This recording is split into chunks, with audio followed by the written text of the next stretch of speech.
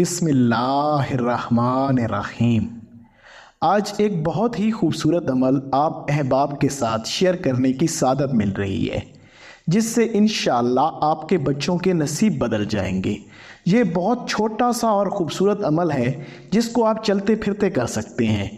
یہ عمل حضور نبی کریم صلی اللہ علیہ وآلہ وسلم کی سیرت مبارک سے حاصل ہوا۔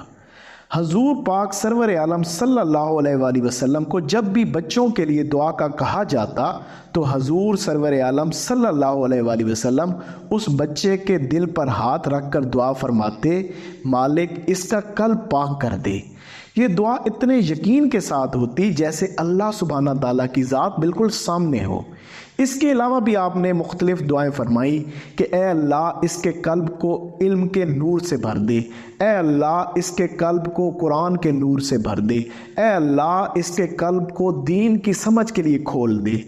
لہٰذا اس بات سے یہ خوبصورت سبق حاصل ہوا کہ ہمیں بھی چلتے پھرتے اپنے بچوں کے قلب پر ہاتھ رکھ کر ایسے ہی دعا کرنی چاہیے۔ یہ عمل حضور نبی کریم صلی اللہ علیہ وآلہ وسلم کی سنت سمجھ کر کرنا چاہیے۔ آپ دیکھیں گے کہ آپ کی بچوں کی زندگیاں ہی تبدیل ہو جائیں گی، ان کا نصیب ہی بدل جائے گا، کیونکہ حضور نبی کریم صلی اللہ علیہ وآلہ وسلم کا فرمان عالی شان ہے، الدعاء یرد القضاء، کہ دعا تو تقدیر بدل دیتی ہے، مگر دعا اتنے یقین سے ہونی چاہیے کہ جیسے آپ اللہ کو دیکھ رہے ہیں۔ اللہ کی ذات کو ان سر کی آنکھوں سے دیکھنا تو ممکن نہیں، مگر اپنے قلب کی آنکھوں سے دیکھنا ممکن ہے۔ آپ اپنے قلب میں یقین پیدا کریں کہ اللہ آپ کے سامنے ہے اور آپ کی دعا کو قبولیت مل گئی، کیونکہ اللہ سبحانہ تعالیٰ فرماتا ہے میں تو تمہاری شہرگ سے زیادہ تمہارے قریب ہوں۔ اور ہم اس حبیب نبی کریم صلی اللہ علیہ وآلہ وسلم کے امتی ہیں جس کے متعلق اللہ فرماتا ہے کہ وہ تو مومنوں کی جانوں سے بھی زیادہ ان کے قریب ہیں۔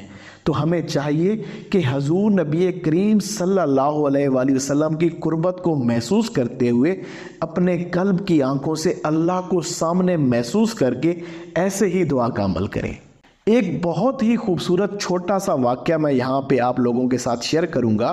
حضور نبی کریم صلی اللہ علیہ وآلہ وسلم کے پاس ایک صحابی اپنے بیٹے کے ساتھ تشریف لائے اور عرض کی، حضور میرا یہ بیٹا میرے پیٹھ پیچھے لوگوں کے باغوں میں گھس جاتا ہے اور وہاں سے پھل چوری کر کے کھاتا ہے۔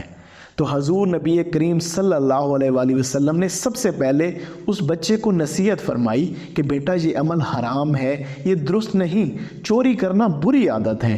پھر اس کے قلب کے اوپر ہاتھ رکھ کے فرمایا، اے اللہ اس کے قلب کو پاک کر دے، اور مزید فرمایا اے اللہ اس کی بھوک کو سیر کر دے، کہ اے اللہ یہ جو بھوک کے معاملات کی وجہ سے چوری کرتا ہے، مالک اس کو اپنی رحمت سے سیر کر دے۔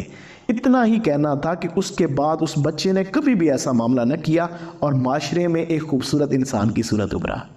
آپ اور میں ہم بھی اپنے بچوں کے اندر اگر کوئی بھی بری عادت دیکھیں تو ایسے ہی ان کے قلب کے اوپر ہاتھ رکھ کے حضور کی سنت کو ادا کرتے ہوئے دعا کریں کہ مالک اس میں سے یہ بری عادت ختم کر دے۔ اور اگر کوئی اچھی عادت اپنے بچوں میں دیکھنا چاہتے ہیں تو بھی ان کے قلب پہ ہاتھ رکھ کے اللہ سے دعا کریں، مالک اس کے قلب کو اس اچھے عمل کے لیے کھول دے۔ جزاک اللہ۔ السلام علیکم۔ صلی اللہ علی حبیبہ محمد و آلہ وسلم۔